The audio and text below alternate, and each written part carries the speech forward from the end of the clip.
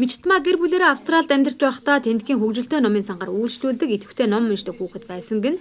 Тэгээд өнгөрсөн жил Монголд ирээд хөгжилтэй номын сантай болох мөрөөдлөө биелүүлэхээр ээжтэйгээ хамтран ажиллаж байна гэж ярьж байлаа.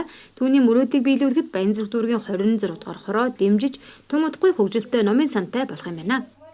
Тэгээд тэрийг хорооны засаг дарга тэлсэн.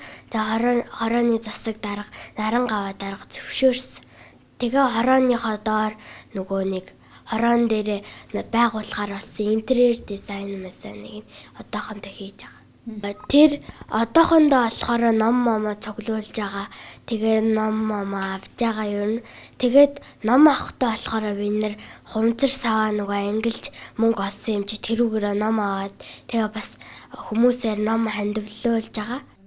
Мөрөөдлөө биелүүлэхээр номын сандаа тавих номоо цуглуулж байгаа гэсэн найзуудтайгаа хамт хуванцар сав цуглуулан тушааж хуримтлагдсан мөнгөөрөө хүүхдүүдийн унших дуртай номыг худалдан авсан байна. Бас ном уншиж чадахгүй дүү нартаа зориулан гараар урласан ном хийх дуртай гэж ярьж байлаа. Бас Мичко ангийнхаа 3 найзуудын хамт Улаанбаатар хотын захирагч Батүл даргад хог хаягдлын ангилал ялгах мөн цэвэр оршинд амьдрах талаараа загтал бичсэн байна. Энэхүү бичсэн загталд нь Батүл дарга ачаал богдлогч хариу бичсэнд талархаж байгаагаа илэрхийлжсэн юм.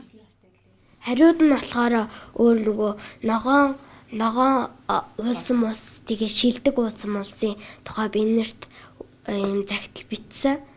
Тэгээд бас нэг юм асуулт бичсэн байлээ. Нөгөө манай уус хөгжиж байна уу гэсэн. Тэгээд тэрэнд нь бүх хүмүүс тийм гэж хариулна гэж бичсэн байлээ. Тэгэхээр ирээдүйд бас гоё болох ирээдүй байгаа юм байна. Тийм байгаа. Мичтмаа хөгжилтэй номын сан байгуулж үтингийнхээ найзуудад англи хэл заана гэж хэлж байна. Түүнийг ийхүү хүсэл мөрөөдлөө биелүүлэхэд гэр бүлийнх нь урамшуулан дэмждэг гэсэн бас түүний ээж Бэрцэцэг хүүхдүүдийг номон дуртай болгоход оршин нөхцөлийг бүрдүүлэх маш хэрэгтэй гэж зөвлөж байсан юм а. Лайт мэдээллээ.